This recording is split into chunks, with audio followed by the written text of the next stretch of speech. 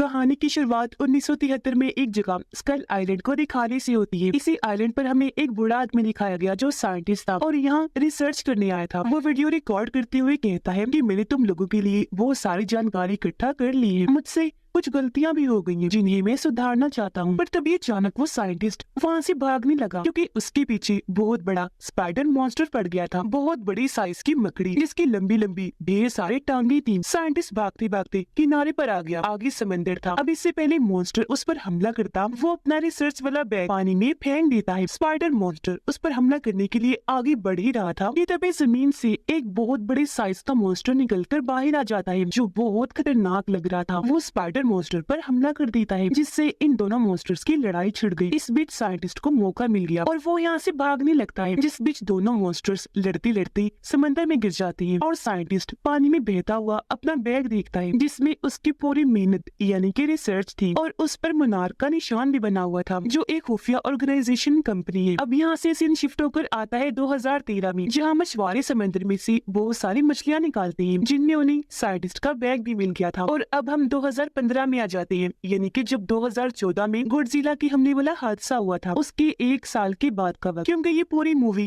Timeline पर बनी है तो कभी हम पास्ट माजी में जाएंगे तो कभी कहानी वापस प्रेजेंट मौजूदा वक्त में आ जाएगी। अब 2015 में हम केट नाम की एक लड़की को देखते हैं जिसके डैड की मौत हो गई थी और वो अपने डैड के टोक्यो वाले घर में जा रही थी। इस वक्त प्लेन में बैठी हुई थी। जब वो एयरपोर्ट पर आई तो जगह जगह गॉडजिला की तस्वीर बनी हुई देखती है। उसे तब वाले हादसे के ख्याल आने लगे जब गॉडजिला ने हमला कर दिया था, जिनसे वो काफी डर जाती है। और अब वो अपने डैड के घर वाली बिल्डिंग के पास पहुंच गई थी, जिस दौरान फोन पर अपने मोम से बात भी कर रही थी। चाबी से दरवाजे को खोलकर जब वो अंदर गई तो वहाँ सामान पड़ा देखती है। उसे अंदाजा हो गया कि घर के अंदर कोई फैमिली रह रही है। और अब जब वो आगे बढ़ी तो अपने डैड की तस्वीर देखती है जिसमें वो एक दूसरी फैमिली के साथ थी, एक औरत और एक लड़के के साथ। जहाँ तभी वो लड़का और औरत निकलकर सामने आ जाती है। वो माँ बेटे थे। दरअसल यहाँ केट के डैड ने इस औरत से दूसरी शादी की हुई थी। वो केट को देखकर काफी हैरान रह जाती है, पूछने लगी कि तुम अंदर कैसे घुसी। वो बताती है कि चाबी खोलकर अंदर आई हूँ क्योंकि ये मेरे डैड का घर है। जो सुनकर औरत और उसका बेटा काफी हैरान रह जाते हैं। उस लड़के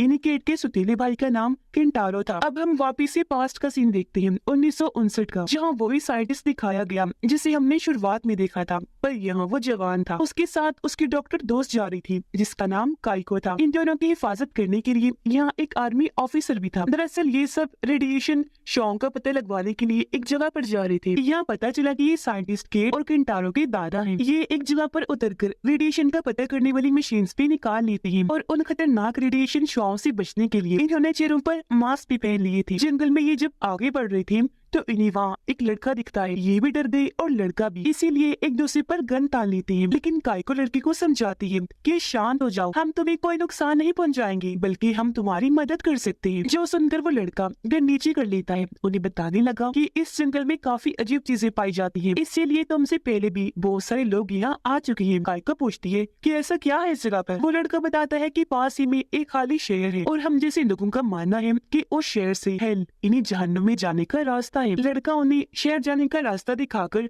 खुद भी यहाँ से चला जाता है। ये लोग आगे बढ़कर आखिर उस शहर में आ जाते हैं जो पूरी तरह खंडर बन चुका था। इन्हें यहाँ एक पावर प्लांट भी दिखता है। अब जब काइको यहाँ पर रेडिएशन चेक करती है तो वो यहाँ थी ही नहीं, जिससे वो काफी हैरान रह जाती है क्योंकि ये बात काफी अजीब थी। वो अपने साथियों से कहती है कि हमें पावर प्लांट के अंदर जाकर चेक करना चाहिए, इसलिए ये लोग आगे बढ़ गए। सीन फिर से 2015 में आया। केंटारो केट से कहता है कि तुम मेरे डैड जैसी कहीं से भी नहीं लग रही हो, जिस पर वो उन दोनों माँ बेटे को अपने डैड के साथ ली गई तस्वीरें दिखाती है। कहने लगी कि डैड ने सबको धोखा दिया, आप लोगों को भी और हमें भी। अब केट उनसे ये जानने की कोशिश करती है कि डैड ने पहले किससे शादी की थी, जबकि उसकी सुतीली मोम ये जानना चाह रही थी कि आखिर उनके डैड की मौत हुई कैसे। यहाँ केट की सुतीली मोम उससे पूछ भी लेती है कि जब 2015 में गॉडजिला के हमले वाला हादसा हुआ था तो क्या तुम अपने डैड के साथ थी। जो सुनकर केट दुखी हो गई और कोई जवाब ना देते हुए यहाँ से चली जाती है। पास में वो लोग आगे बढ़कर पावर प्लांट वाले एरिया में आ गए थे। इन्होंने अलग अलग जगह पर बॉम्ब्स लगाकर धमाके किए। बॉम्ब्स के फटने पर इन्हें जमीन से रेडिएशन के सिग्नल्स मिल जाते हैं और फिर तभी वहाँ पर अर्थक्वेक ज़लज़ला आने लगा। जमीन बिल्डिंग हिलने लगी, जो देखकर ये लोग काफी डर जाते हैं। अब केट फोन पर जब अपनी मॉम से बात कर रही थी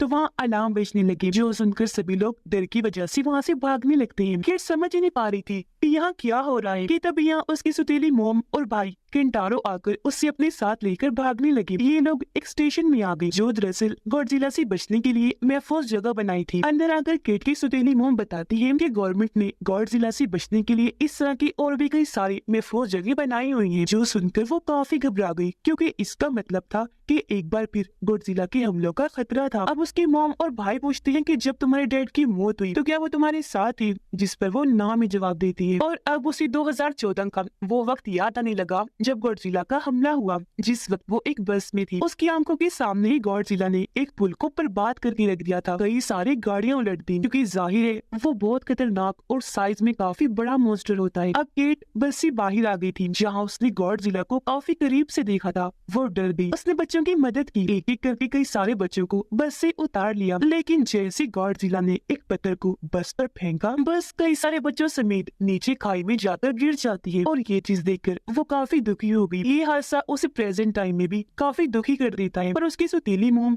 केट को संभालती है। पास में वो तीनों एक खंडर बिल्डिंग में आ पहुंचते हैं। नीचे इन्हें बहुत सारे बड़े बड़े अंडे दिखाई दिए गए थे जो किसी खतरनाक मॉन्स्टर की लग रही थी। अब काइको का दो साइंटिस्ट कहता है कि हमें नीचे जाकर अंडों के सैंपल लेने चाहिए, पर ऑफिसर ने मना कर दिया जो उनकी हिफाजत करने आया था। कहता है कि नीचे जाना खतरे से खाली नहीं होगा क्योंकि वहाँ वो मॉन्स्टर भी हो सकता है जिसके ये अंडे हैं। वो बातें कर ही रही थी कि तभी काइको वहाँ लटक गई। कहती है कि नीचे मैं जाऊंगी। इसे भी ऑफिसर मना करता है, पर उसने कहा कि तुम फिक्र ना करो, मैं बस 5 मिनट तक वापस आ जाऊंगी। वो मान गया। कहता है ठीक है, लेकिन मैं भी तुम्हारे साथ नीचे जाऊंगा। अब बिल्डिंग में सेफ अलार्म बज गया, यानी कि सब कुछ महफूज है, कोई खतरा नहीं है। इसलिए सब लोग वहाँ से बाहर आ जाते हैं। केट का भाई और स्टेप मॉम उसे अपने साथ चलने का कहती है, पर उसने मना कर दिया और वो यहाँ से जाने लगती है। केंटारो से कहता है कि मैं जानता हूँ कि डैड की काफी राज थी, इसलिए तुम डैड के बारे में जानकारी इकट्ठा करना चाहती हो, पर इसके लिए हमें डैड के ऑफिस जाना होगा, चलो मेरे साथ। जिस पर केट मान गई और ये दोनों अपने डैड के ऑफिस आ जाते हैं। पर केट को इधर कोई काम की चीज नहीं मिलती, लेकिन उसकी नजर दीवार पर लगे नक्शे पर जाती है। नक्शे को जैसे ही हटाया गया उसके पीछे एक लॉकर था जिसे खोलने के लिए पासवर्ड की जरूरत थी। अब केट अपनी मॉम की, केंटारो और उसकी मॉम की पैदा होने की डेट बारी बारी लॉकर में लगाती है, पर ये पासवर्ड गलत था,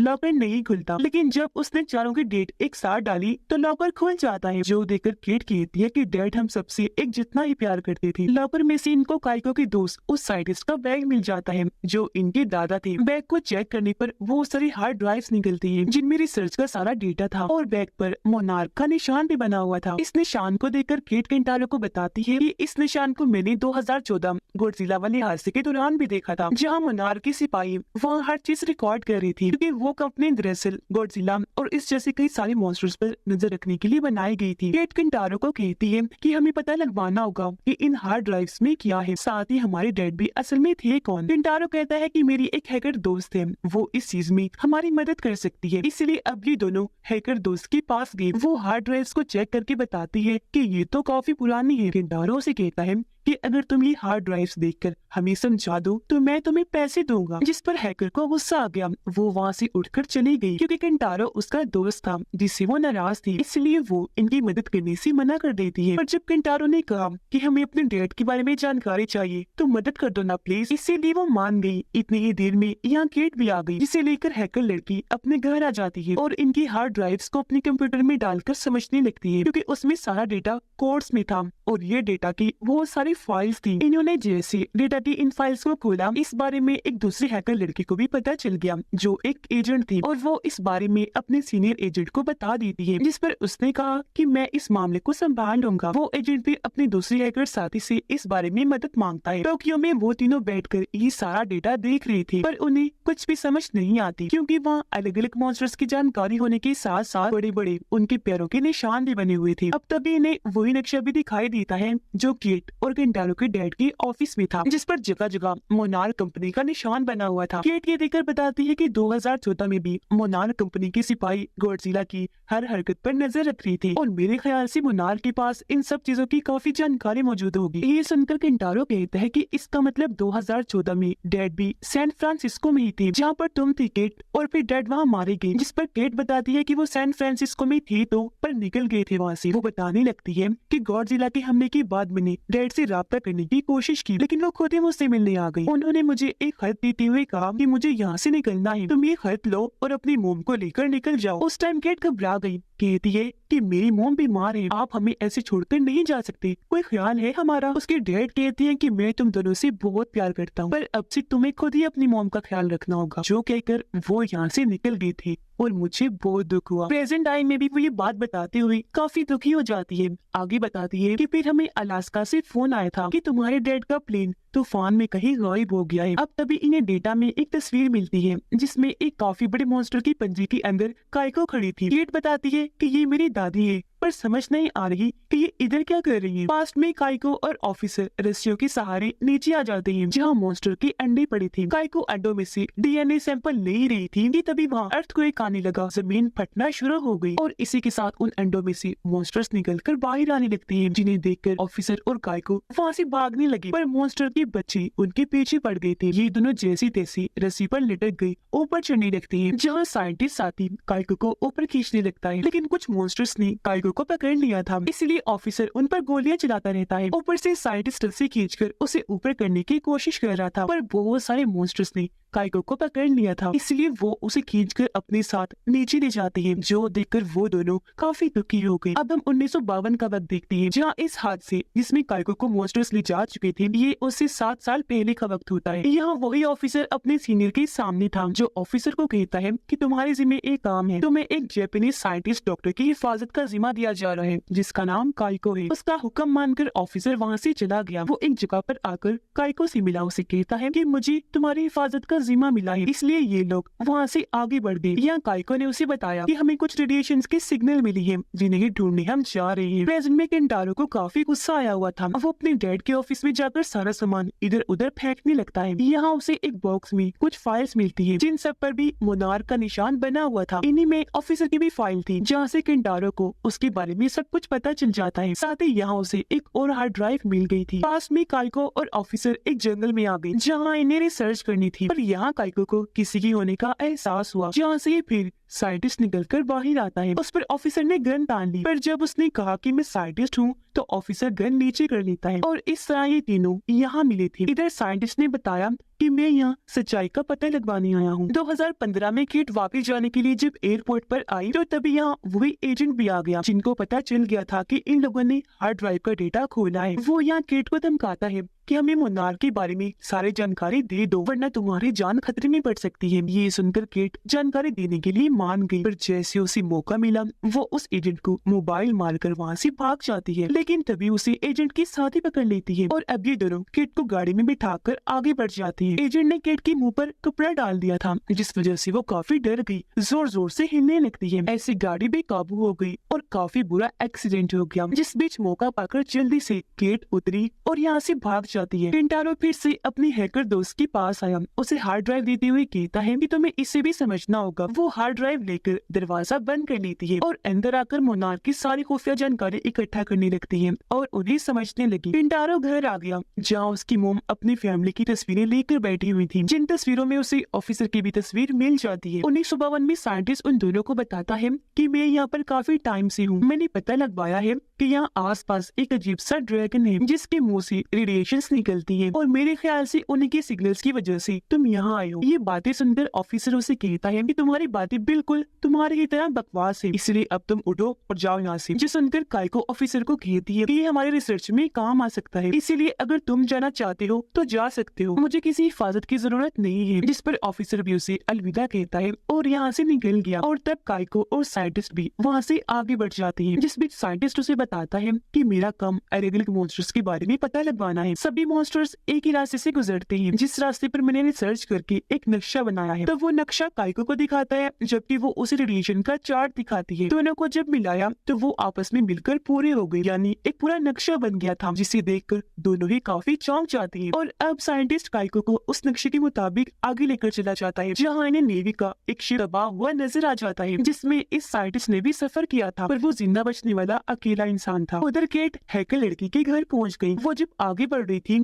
तो हैकर लड़की चुपके से उसका हाथ पकड़ के साइड में कर लेती है, क्योंकि यहाँ वो एजेंट्स घुस आए थे और हैकर के कंप्यूटर्स को चेक कर रही थी, इसलिए ये दोनों लड़कियां चुपचाप यहाँ से जाने लगती है। केंटारो जब अपनी मॉम के साथ बैठा हुआ था तो तभी उसकी हैकर दोस्त का इमरजेंसी मैसेज आता है कि घर से निकलो, जिसके साथ ही घर के दरवाजे की बेल भी बजी। केंटारो जब जाकर चेक करता है तो वहाँ वही एजेंट्स थे जो अब अंदर घुस आते हैं। वो केंटारो को कहती है कि हमें उस साइंटिस्ट का बैग और फाइल्स दे दो। तब केंटारो की मॉम भी कहती है कि बेटा अंदर जाओ और फाइल्स ला कर दो इन्हें। उसने केंटारो को इशारा कर दिया था। केंटारो जब वहाँ से गया तो एजेंट आस-पास देखने लगा, जहाँ उसे केंटारो की डैड की तस्वीर देखकर काफी हैरत हुई। जबकि अंदर जाकर केंटारो दूसरी साइड से भाग गया था। हालांकि एजेंट भी पीछा करता है लेकिन उसके हाथ सिर्फ खाली बैग ही लगता है। 1952 में काइको और साइंटिस्ट शिप के अंदर चले गए थे, जहाँ दोनों अलग अलग जाकर तलाशी लेने लगते हैं। यहाँ काइको को अजीब तरह की आवाजें आने लगती है, जबकि साइंटिस्ट एक जगह पर आकर कुछ ढूंढने लगता है। यहाँ तभी काइको भी आ गई और बॉक्स पर साइंटिस्ट का नाम देखकर समझ आती है कि ये भी इस शिप में आया था और अब साइंटिस्ट ने भी उसे इस बारे में सब कुछ बता दिया था। वो पूछती है कि तुम यहाँ पर क्या ढूंढ रहे हो, जिस पर उसने जवाब दिया कि सबूत, उम्मीद, क्योंकि मैं ये साबित करना चाहता हूँ कि मैंने जो इस शिप में देखा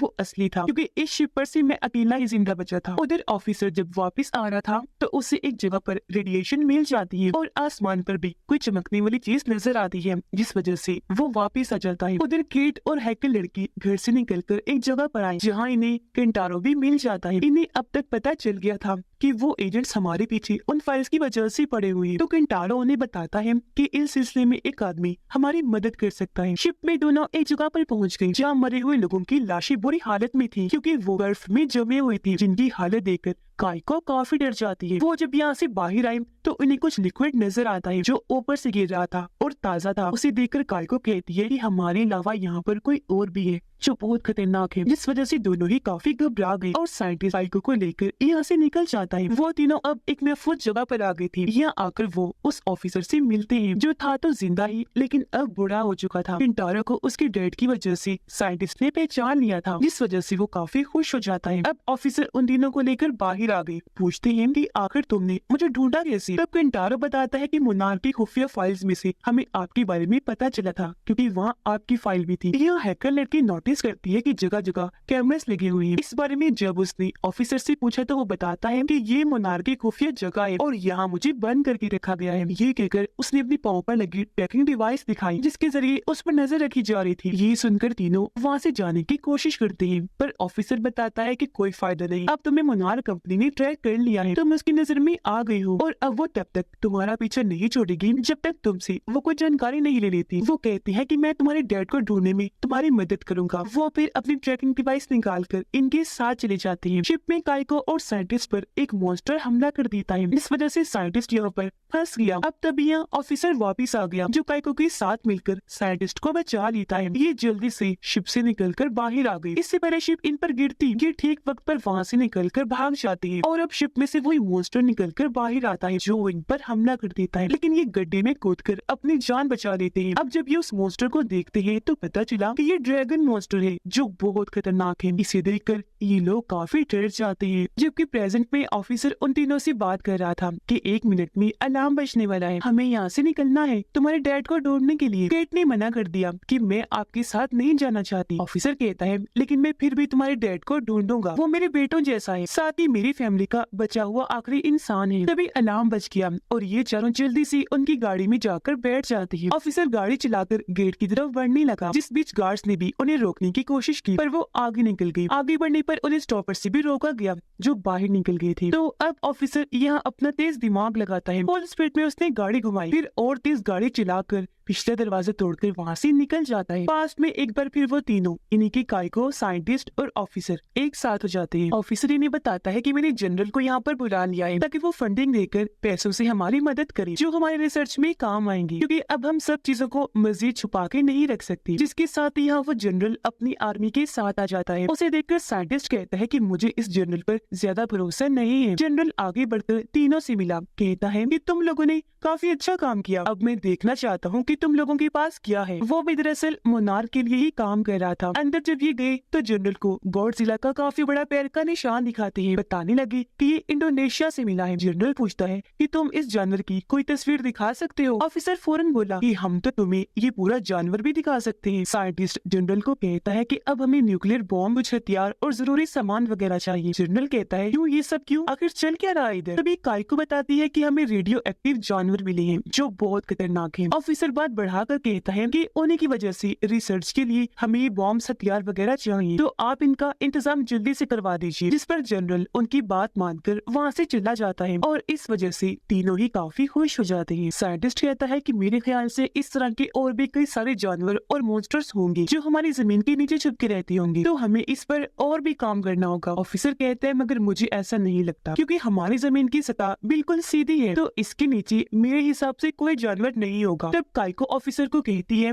कि तुम्हें साइंटिस्ट की बात समझनी चाहिए, क्योंकि हम तीनों मिलकर काफी सालों से ये काम कर रही है और हो भी सकता है कि साइंटिस्ट सच कह रहा हो, क्योंकि वो जानवर जमीन पर नहीं रहती तो कहीं न कहीं तो रहते ही होंगे ना। प्रेजेंट में वो तीनों वहाँ से निकलकर गाड़ी को एक जगह पर रोक लेते हैं। ऑफिसर उन फाइल्स को चेक करके बताता है कि ये उसी साइंटिस्ट की थी जो तुम्हारे डैड को मिली होंगी, इसीलिए उन्होंने ये ऑफिस में छुपा के रख दी। यहाँ केट और उसका भाई केंटारो याद करते हैं कि डैड को बार बार पेंसिल शॉर्प करने की आदत। हैकर दोस्त बताती है कि मैंने इन फाइल्स का सारा डेटा अपने लैपटॉप में कॉपी कर लिया है। ऑफिसर काइको की वही तस्वीर देखता है जब वो गॉडजिला के पैर के निशान के अंदर खड़ी थी। वो केट और केंटारो को बताता है कि तुम्हारी पूरी ही फैमिली मोनार्क के लिए ही काम करती थी। जो सुनकर वो दोनों काफी चौंक गए। ऑफिसर बताता है कि जमीन पर इस तरह के जानवरों को रोकना काफी मुश्किल है, इसीलिए ये सब करना पड़ता है। और अब चारों वहाँ से उतरकर शिप में चढ़ गए, क्योंकि अब ये कोरिया जा रही थी। पास्ट में इन्हीं 1954 में वो तीनों इंडोनेशिया की एक आइलैंड पर आए जहाँ गॉडजिला के पैर का निशान मिला था। अब उन्होंने जनरल के अंडर रहकर काम करना शुरू कर दिया था और सारी जानकारी उसे दे दी थी। और अब जैसे लोग यहाँ आए ये देखकर काफी चौंक जाते हैं कि पहले ही जनरल और उसकी आर्मी यहाँ पर आई हुई है। जनरल अपने साथ न्यूक्लियर बॉम्ब भी लाया था, लेकिन साथ में उसने ये भी हुक्म दे दिया था कि जैसे गॉडजिला को देखा जाए फौरन शूट करके मार दिया जाए। काइको ये देखकर काफी भड़क जाती है। ऑफिसर जनरल से बात करने गया, कहता है कि हमने इन चीजों की मांग आपसे इसलिए की थी ताकि सब कुछ हमारे अंडर रहे, हमने ये नहीं कहा था कि आप लोग खुद भी यहाँ आ जाएं। जनरल कहता है कि ये जानवर दुनिया भर में तबाही मचाते हैं, तो मैं कोई रिस्क नहीं ले सकता, चीजों को अब मैं अपने हिसाब से संभालूंगा। तो अब ऑफिसर, काइको और साइंटिस्ट काफी मायूस हो गए, क्योंकि समझ गई थी कि अब हम कुछ भी नहीं कर सकते। प्रेजेंट में हैकर किसी को मैसेज करती है कि मैं जल्द वापस आ जाऊंगी, जो कहकर उसने अपना फोन समंदर में फेंक दिया। ये देखकर केंटारो पूछता है कि तुमने ऐसा क्यों किया। हैकर गुस्से से कहती है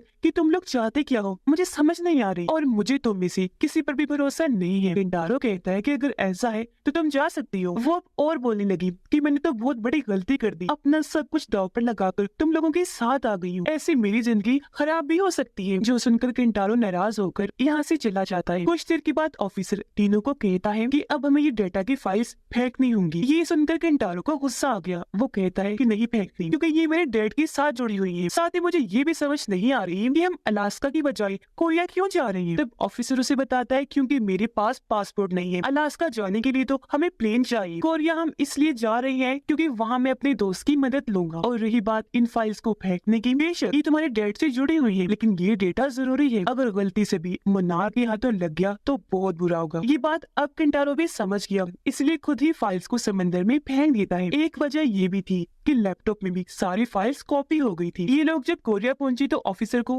पासपोर्ट चेक करने के लिए बुला लिया गया। वो वहाँ के ऑफिसर को बताते हैं कि हम गलती से अपना पासपोर्ट भूल आए हैं। ये सुनकर गार्ड्स ने उन्हें पकड़ लिया, साथ में उन तीनों को भी, जिन्हें अब एक गार्ड गिरफ्तार करके गाड़ी में बिठाकर ले जाने लगा। पर तब ये गार्ड आकर उस वाले गार्ड को मारकर बेहोश कर देता है, क्योंकि ये वाला गार्ड असल में ऑफिसर का दोस्त था। वो अब ऑफिसर से मिलता है और इनको गाड़ी में बिठाकर वहाँ से ले जाता है। अब एजेंट और उसकी साथी के पास मोनार्क से उनकी बॉस आई, कहती है कि आज मेरी बेटी का बर्थडे है जो मैं छोड़कर यहाँ आ गई हूँ सिर्फ तुम लोगों की लापरवाही की वजह से। वो ऑफिसर भी हमारी कैद से भाग गया है। एजेंट की साथी बॉस को बताने लगी कि वो खास चीज यानी फाइल्स चोरी हो गई है और ये चीज एजेंट ने ही पता लगवाई है। बॉस एजेंट को कहती है कि अभी तो मेरे साथ चल रही हो, तो वो कहता है कि हमें ऑफिसर और उन फाइल्स को ढूंढना चाहिए, यहाँ काफी गड़बड़ चल रही है, वो खतरनाक भी हो सकती है। इसी बीच एजेंट की साथी के पास कॉल आई, जो सुनकर वो दोनों को बताती है कि ऑफिसर और उनके साथ 3 लोगों को कोरिया में देखा गया है। और मेरे ख्याल से एजेंट ठीक कह रहा है, ऑफिसर और जो गायब हुई फाइल्स है वो खतरनाक हो सकती है, इसलिए हमें उन लोगों के पीछे जाना चाहिए। तब बॉस उनकी बात मानकर कहती है कि तुम दोनों जल्दी से जाओ और उनके पीछे लग जाओ। कोरिया में वो पांचों एक जगह पर आए, जहाँ ऑफिसर का साथी उन्हें एक प्लेन के पास लेकर आया, बताता है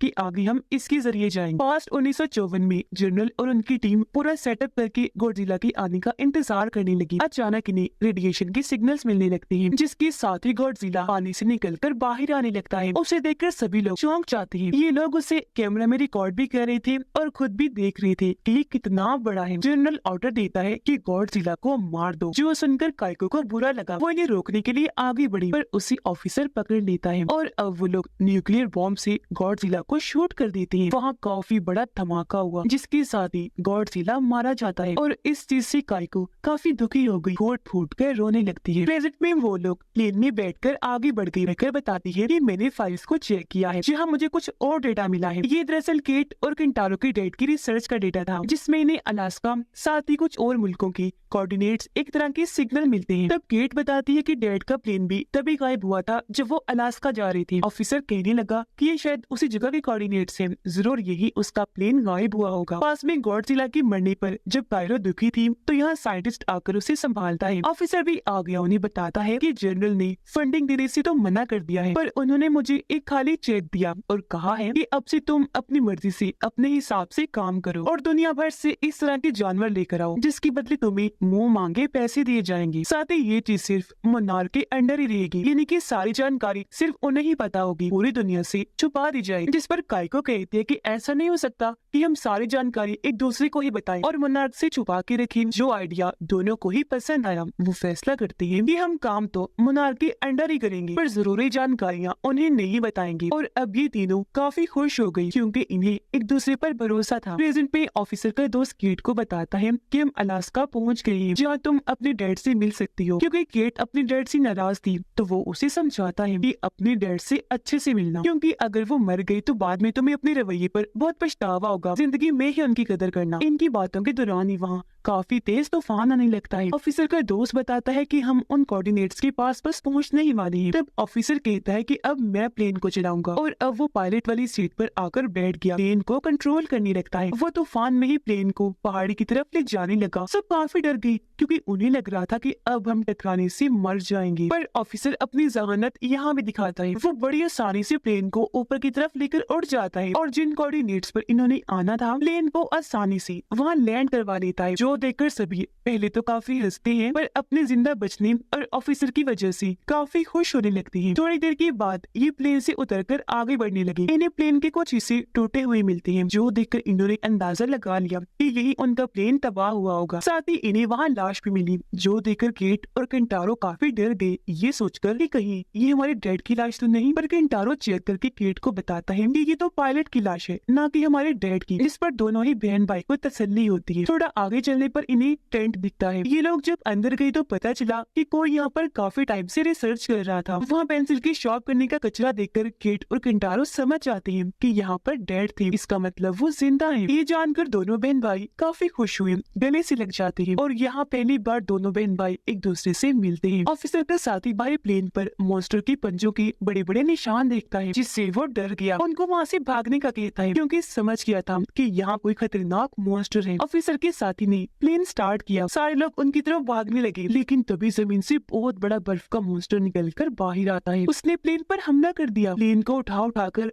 फेंका, जिससे वो तबाह हो गया। और अब मॉन्स्टर फूंक मारकर प्लेन साथ में ऑफिसर के साथी को भी जमा देता है। ये चीज दूर खड़े होकर ऑफिसर और वो तीनों देख रहे थे, काफी डर जाते हैं, क्योंकि ये मॉन्स्टर बहुत खतरनाक लग रहा था। इसका अजीब सा ही मुंह था, और अब वो जोर जोर से दौड़ने लगा। प्रेजेंट टाइम 2015 में एक अकेली लड़की वीरान जगह पर लेटी हुई थी। दरअसल वो भी यहाँ रिसर्च करने आई थी, वो नार्क की ही वर्कर थी। अचानक उसे वेल में पड़ी डिवाइस में से आवाजें आने लगी। उसने जब चेक किया तो वहाँ मॉन्स्टर के सिग्नल्स थे, इसलिए वो रेडियो के जरिए फौरन मोनार्क में मैसेज भेजती है कि मैं जिस एरिया में हूँ यहाँ मॉन्स्टर के सिग्नल्स मिले हैं। उधर बर्फ के मॉन्स्टर ने ऑफिसर के साथी को मार दिया होता है और अब वो उन पर भी हमला कर देता है। ट्रेन को टुकड़ों में तोड़कर उन लोगों की तरफ फेंकने लगा। अब इनके पीछे बढ़ जाता है तो सारे लोग जल्दी से वहाँ से भागने लगते हैं। केंटारो यहाँ फ्लेयर गन उठाकर मॉन्स्टर पर हमला करने की कोशिश करता है, लेकिन बदकिस्मती से निशाना चूक गया, इसीलिए अब केंटारो भी भागने लगा और ये सब पास बनी केव गार में आकर छुप जाती है। मॉन्स्टर अब इस केव के ऊपर चढ़ जाता है। उसके भारी कदमों की वजह से केव टूटने लगी, जिससे हैकर लड़की का पैर फिसला, वो वहाँ गिर गई। उसका पैर बर्फ में अटक जाता है, जिसकी ये लोग मदद करते हैं। मिलकर उसका पैर वहाँ से निकालने लगे। अब ये लोग जैसे ही खामोश हुए, मॉन्स्टर वहाँ से चला जाता है। हैकर बोलने लगी कि मेरे पैर में बहुत दर्द हो रही है, जिस पर ऑफिसरों से कहता है कि चुप, शांत हो जाओ वरना मॉन्स्टर दोबारा आ जाएगा। कुछ देर बाद ही केव से बाहर आ गई, जहाँ हैकर केंटारो पर गुस्सा करके कहने लगी कि मुझे तुम लोगों के साथ आना ही नहीं चाहिए था। फिर अब हमें 1 साल पहले का वक्त दिखाया जाता है, जिसमें एक जगह पर आर्ट कला को बनाई जाने वाली मशीन्स पड़ी हुई थी। इन मशीन्स में आप कोई भी चीज बना सकते थे और ये आर्ट कला केंटारो ने बनाई होती है, क्योंकि वो एक आर्टिस्ट होता है। जहाँ उसकी बॉस भी काफी तारीफ करती है, कहने लगी कि आज की एग्जीबिशन नुमाइश में ये चीज सबको काफी पसंद आएगी, इससे तुम्हें काफी फायदा हो सकता है, तुम आगे जा सकते हो। बस 2 घंटे तक तुम्हारा एग्जीबिशन शुरू हो जाएगा। केंटारो की मॉम भी उसकी एग्जीबिशन का पोस्टर देखकर काफी खुश हुई। वो केंटारो को कहती है कि मुझे और तुम्हारे डैड को तुम पर बहुत नाज है, साथ ही तारीफ करते हुए कहती है कि मेरा बेटा बहुत आगे जाएगा। जो सुनकर वो खुश होते हुए बाहर आ जाता है, जहाँ वो अपने एग्जीबिशन की पोस्टर की तस्वीर बनाने लगता है। जिस बीच सामने से वही हैकर गुजर रही थी, वो रुककर केंटारो को कहती है कि तुमने शायद मेरी तस्वीर बनाई है। वो जवाब देता है कि मैं सिर्फ अपने पोस्टर की तस्वीर बना रहा था, लेकिन बीच में तुम आ गई। हैकर कहता है आप लेकिन तस्वीर में बहुत प्यारी लग रही हो, अच्छा ड्रिंक करने चले, कोई शराब पीनी? हैकर ने जवाब दिया चली तो जाऊं, पर तुम अपने एग्जीबिशन शो में लेट हो जाओगी। केंटारो ने कहा कि मैं एग्जीबिशन की थोड़ी देर बाद आ जाऊंगा। अब प्रेजेंट में सब आगे बढ़ रही थी। ऑफिसरों ने बताता है कि ये मॉन्स्टर काफी खतरनाक होते हैं। केट ऑफिसर को कहती है कि अभी इतनी ठंड नहीं है, पर जब सर्दी बढ़ेगी तो कोई सामान जगह न होने से ठंड की वजह से हम मारे जाएंगे, तो हम क्या आपकी दोस्त का सामान इस्तेमाल कर सकते हैं? केंटारो कहता है कि मैंने इस जगह की राइट साइड पर 2 घरों जैसी जगह देखी थी। ऑफिसर दोनों लड़कियों से पूछता है कि तुम दोनों ने देखी थी वो जगह, जिस पर दोनों ने मना कर दिया। ऑफिसर केंटारो को कहता है कि वहाँ कोई घर वर नहीं होंगे, तुम्हें बस वहम हुआ होगा। पास में वो दोनों एक क्लब में आकर शराब पीने लगे, या एक दूसरे को अपने अपने बारे में बताने लगे। केंटारो ने कहा कि मैं आर्टिस्ट हूँ, यानी कि कलाकार। हैकर ने अपने बारे में बताया कि मैं कंप्यूटर का सारा काम जानती हूँ। हैकर उसे कहती है आगे चलकर तुम काफी बड़े आर्टिस्ट बनोगी, मुझे ऐसा लगता है। तब केंटारो ने जवाब दिया कि मैं इस चीज से खास खुश नहीं हूँ, क्योंकि सब कुछ आर्ट ही नहीं होता। जिसके बाद ये दोनों केंटारो के घर आ गई। हैकर उसकी आर्ट्स को देखकर और तारीफें करने लगी,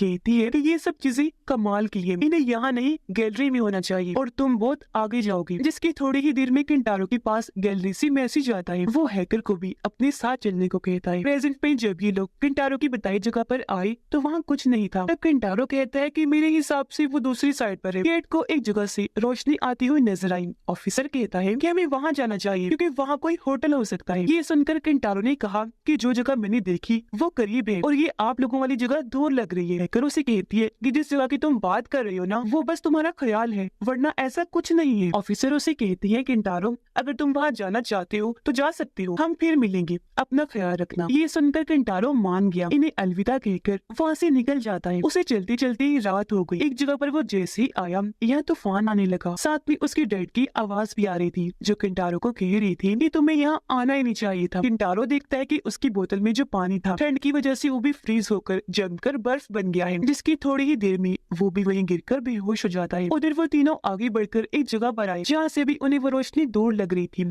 ऑफिसर कहता है कि ऐसी जगहों पर अक्सर हमें चीजें करीब होने के ख्याल आती रहती हैं, साथ ही इमेजिनेशंस भी होती रहती हैं। ऐसे ख्याल आते हैं जैसा कुछ असल में होता ही नहीं, और अगर ऐसे ही चलता रहा हम ठंड में मारे जाएंगे। केंटारो को जब होश आई तो उसे फिर से ख्याल आया, जिसमें वो हैकर को अपने साथ लेटा हुआ देखता है कि हम दोनों खूबसूरत आसमान को देख रहे हैं। ऐसा दरअसल पास्ट में तब हुआ था जब ये दोनों केंटारो के घर पर थी, बेड पर लेटकर आसमान की खूबसूरती को देख रही थी। जाते जाते दोनों ने एक दूसरे को अपने अपने नंबर दिए। हैकर के पास उसकी बहन की कॉल आई, लेकिन हैकर ने उसे ये कहकर फोन कट कर दिया कि मैं तुमसे बहुत प्यार करती हूँ, जब मैं वापस आऊंगी हम फिर बात करें। उधर प्रेजेंट में हैकर भी केंटारो की तरह आसमान को देख रही थी। कहती है ये सच में बहुत खूबसूरत है। उसने केट को कहा कि अगर मुझे कुछ हो गया तो मेरी बहन को जरूर बता देना। केट उसे हौसला देती है कि हम यहाँ से जरूर निकलेंगे, तुम्हें कुछ नहीं होगा, तुम्हारे लिए हमने टेंट लगाया है, आग जलाई है। हैकर कहती है कि लेकिन मैं नहीं निकल पाऊंगी और अगर मैं मर गई तो तुम मुझे यही छोड़कर अपनी जान बचाकर यहाँ से निकल जाना। ऑफिसर आकर केट को कहता है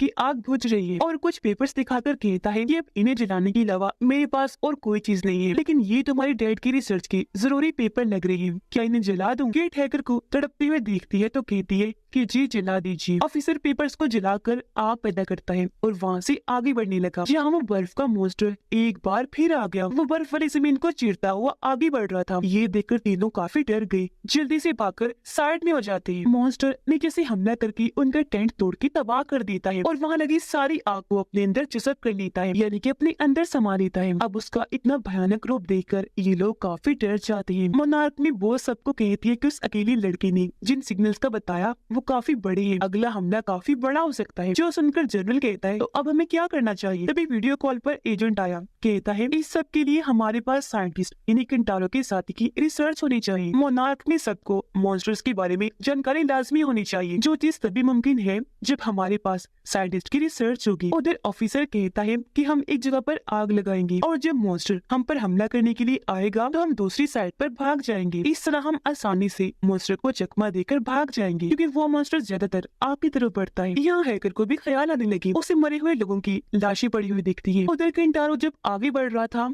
तो उसे अपनी डैड की आवाज सुनाई देती है, जिसके साथ ही सामने उसे अपनी डैड नजर आई, पर वो उसके पास से होकर गुजर गई। किंटारो को भी अंदाजा हो गया था कि ये मेरा ख्याल है, जिस वजह से वो काफी दुखी हो जाता है। नीचे उसे पेंसिल तराश का कचरा मिलता है जो काफी ज्यादा था। उसका पीछा करते करते आगे बढ़ता रहता है, जहाँ उसके सामने उसके एग्जीबिशन वाला होटल था, लेकिन ये असल में वो छोटे छोटे दो घर थे जो इसने पहले भी देखे थे। होटल उसे बस अपने ख्याल में नजर आ रहा था और अब किंटारो उठकर होटल के अंदर चला गया। ये उसकी एग्जीबिशन वाली जगह थी जहाँ उसकी आर्ट वाली मशीन्स पड़ी हुई थी और अब उसे आर्ट में अपनी डैड दिखते हैं, जिसके साथ ही पीछे से उसकी डैड आ गई जो उसका ख्याल ही था। किंटारो उनसे कहता है कि मैंने अपने आर्ट बेचे नहीं थे, जिस वजह से मेरी बॉस ने मुझे जॉब से निकाल दिया। आपने तो कहा था कि मैं बहुत टैलेंटेड और सहीन हूँ, लेकिन इस तरह मैंने आपको मायूस किया। साथ ही मैं आपको ढूंढ भी नहीं पाया, ये भी नहीं जानता कि आप जिंदा हैं या मर गए हैं। उसके डैड कहते हैं कि मैं तुमसे बहुत प्यार करता हूँ बेटा, मुझे तुम पर बहुत नाज है। तुमने जो आर्ट बनाया वो मुझे और सारी दुनिया को बहुत पसंद है। अब जब किंटारो ख्याल से बाहर आया तो घर के अंदर उसे रेडियो और पेंसिल तराश का कचरा मिलता है, जिससे वो समझ गया कि डैड यही थे और ये उनका काम है। तो अब वो यहाँ का रेडियो इस्तेमाल करके मदद मंगवाता है। ऑफिसर उधर पेट्रोल डालकर आग लगाने की तैयारी कर रही थी, लेकिन एकदम नीचे से आकर मॉन्स्टर ने हमला कर दिया, जिससे ऑफिसर वहीं गिर जाता है और ये देखकर केट और हैकर वहाँ से भागने लगती है। मॉन्स्टर उनके पीछे बढ़ जाता है। इस बीच उनके सामने एक हेलीकॉप्टर था जिसकी तरफ वो भागने लगी, पर हैकर नीचे गिर गई। मॉन्स्टर ने जैसे उस पर फूंक मारी, उसने अपना बैग आगे कर दिया, जिससे बैग फ्रीज हो गया और इस तरह हैकर फ्रीज होने से बच जाती है। उन दोनों को मुसीबत में देखकर ऑफिसर काफी बड़ा धमाका करता है और अब जैसे मॉन्स्टर का ध्यान आग की तरफ गया वो उस तरफ भागने लगता है। ऑफिसर जब उठा तो देखता है कि किस तरह वो मॉन्स्टर आग को अपने अंदर समा रहा है और अब वो भी वहाँ से भागकर हेलीकॉप्टर की तरफ बढ़ने लगा। हेलीकॉप्टर में और कोई नहीं बल्कि किंटारो था। वो इनको एक एक करके अंदर करने लगा। मॉन्स्टर जो अब तक इनको देख चुका था एक बार फिर पीछे आने लगता है, इससे पहले हमला करता। तीनों हेलीकॉप्टर में चढ़कर वहाँ से निकल जाते हैं और इस तरह मॉन्स्टर से बाल बाल उनकी जान बचती है। ये लोग अब उस जगह को भी देख लेते हैं जहाँ से रोशनी आ रही थी और इसी को देखकर ये लोग यहाँ आए थे। ये रोशनी दरअसल जमीन से आ रही थी। सुबह जब हुई तो केट अपने भाई किंटारो का शुक्रिया अदा करती है कि तुमने हमारी जान बचाई और तुमने अच्छा ही किया था कि तुम चली गई, तुम इसका मदद तो लेकर आए हो। किंटारो कहता है कि मुझे वो जगह मिल भी गई थी जिसके बारे में मैंने आप लोगों को बताया था, वहाँ मुझे पेंसिल शॉप का कचरा मिला है। इसका मतलब डैड जिंदा है, जो जानकर केट भी काफी खुश हो जाती है। ऑफिसर जब हैकर का लैपटॉप देखता है तो वो फ्रीज हो चुका था, जिस वजह से उसे काफी गुस्सा आया और अब जब ये लोग हेलीकॉप्टर बेस पर रुके तो दरवाजा खुलने पर सामने एजेंट था जो ऑफिसर को कहता है कि आपसे मिलकर बहुत खुशी हुई, क्योंकि उसने आखिर इन्हें पकड़ ही लिया था और अब हो सकता है कि वो इन्हें कैद करके सारी रिसर्च इनसे ले ले या फिर ये लोग अपनी जहानत की वजह से फिर से यहाँ से भाग जाएं। इसी के साथ ये कहानी इधर ही खत्म हो जाती है।